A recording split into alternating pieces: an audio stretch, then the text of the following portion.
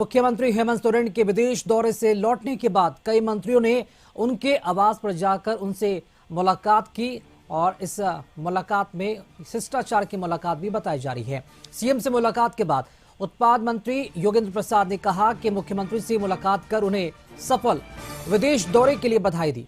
वहीं कृषि मंत्री शिल्पी नेहा तिर्की ने कहा कि विदेश दौरे से लौटने के बाद मुख्यमंत्री से एक शिष्टाचार मुलाकात हुई है। मैंने भी हैदराबाद दौरे की जानकारियां उनसे साझा की। इधर कांग्रेस प्रदेश अध्यक्ष केशव महतो कमलेश ने कहा कि मुख्यमंत्री का विदेश दौरा काफी सफल रहा है।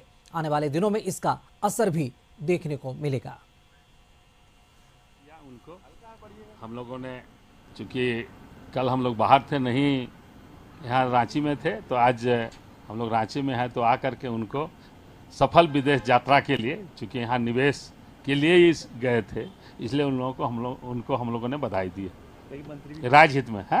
जो मार्गदर्शन है अब उसका आवश्यकता पड़ेगा विभाग को, राज्य को, उन्हीं सब चीज़ों में चर्चा थी और उनका मार्गदर्शन भी प्राप्त हुआ है। कई चीज़ों में आपको जानकारी भी है कि मैं भी हाल ही फिलहाल में हम हैदराबाद भी हम गए हुए थे, वहाँ पे भी बहुत सारी चीज़ों को हम लोगों ने देखा, समझा और उन चीज़ों को भी हम प्रस्तावित किए हैं। ही नहीं रही, हम तो अपने काम से आए थे और कुशल मंगल की किस तरह का यात्रा रहा, बोला बहुत सुखद यात्रा रहा और बहुत सारा चीज़ देखने को मिला, लेकिन बाकी क्या डिस्कशन वगैरह वहाँ पर हुए हैं उसके बारे में मैंने नहीं बात। इन सारे विषयों पर चर्चा हुआ और बड़ा उन्होंने स्पष्ट और एकदम चेहरे पर एकदम संतोषजनक जवाब कि भाई बेहतर से बेहतर परिणाम निकलेगा। उन्होंने बधाई दिया उनको, हम लोगों ने। और चलिए इसी खबर पर अधिक जानकारी के साथ संवाददाता संदीप हमारे साथ जुड़ चुके हैं। संदीप, विदेश दौरे से लौटने के बाद मुख्यमंत्री हेमंत सोरेन से कई मंत्रियों ने मुलाकात की है, कांग्रेस के नेता ने भी मुलाकात की है। क्या ये मुलाकात सिर्फ गेट टुगेदर थी या फिर कोई काम की भी बात हुई?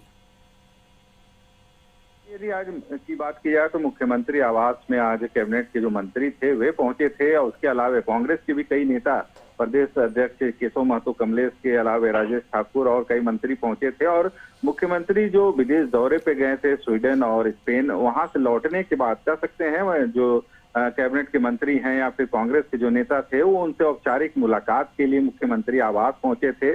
और जो विदेश दौरा मुख्यमंत्री का रहा वो अपने 11 प्रतिनिधि मंडल के साथ गए थे। उस विदेश दौरे के जो सफल कह सकते हैं दौरा रहा, उसको लेके आज सभी कोई बधाई देने के लिए पहुंचे थे और कह सकते हैं घंटों मुख्यमंत्री से मुलाकातें हुई।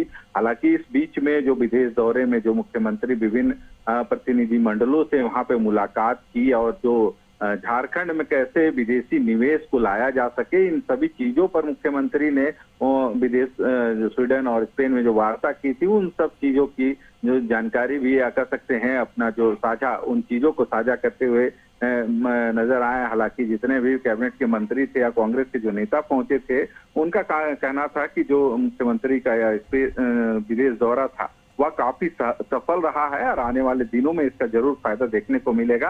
हालांकि सभी ने मुलाकात कर उनको शुभकामनाएं भी दी हैं इस विशेष दौरे के लिए। और कहीं ना कहीं राज्य सरकार या मुख्यमंत्री हेमंत सोरेन खुद ही यह जरूर कोशिश कर रहे हैं कि कैसे विदेशी निवेशकों को झारखंड लाया जा सके, ताकि जो विकास की जो गति है उसको और भी स्पीड किया जा सके। और यही वजह थी कि वे अपने 11 प्रतिनिधि मंडल के साथ स्पेन और स्वीडन गए थे। कई लोगों से उनकी मुलाकातें हुई हैं। और एक अहम सवाल यहाँ पर उठता है कि मुख्यमंत्री वापस लौट तो आए हैं, लेकिन क्या कोई अधिकारी को ऑफिशियली जानकारी दी गई है मुख्यमंत्री की तरफ से या फिर सरकार की तरफ से कि विदेशी निवेश कब तक होगा, जो निवेशक हैं कब तक झारखंड में आएंगे, अपना निवेश लगाएंगे, ऐसी कुछ भी जानकारी कोई?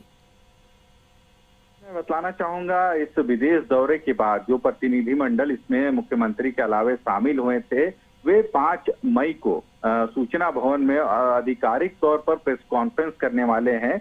और इस दरमियान जितने भी प्रतिनिधि मंडल अधिकारी उसमें शामिल थे, वे अधिकारी सभी उस प्रेस कॉन्फ्रेंस में 5 मई को मौजूद रहेंगे। और जितनी भी बातें या फिर जितनी भी डेलीगेट्स वहां पे उनकी मुलाकात हुई है और सकारात्मक पहल जहां जहां भी हुई है, उन सभी चीजों को उस दिन साझा किया जाएगा। हालांकि 5 तारीख की जो तारीख है वह इसके लिए निर्धारित की गई है और सूचना भवन में लगभग 1 से 1:30 बजे के बीच में या प्रेस कॉन्फ्रेंस रखा गया है, जिसमें जो चलिए इंतजार करते हैं 5 मई का, जब सरकार की तरफ से प्रेस कॉन्फ्रेंस किया जाएगा और ये भी देखना होगा क्या अहम जानकारी दे पाते हैं विदेशी निवेश को लेकर सरकार के ये प्रतिनिधि। शुक्रिया संदीप, खबर पर जानकारी के लिए आपका।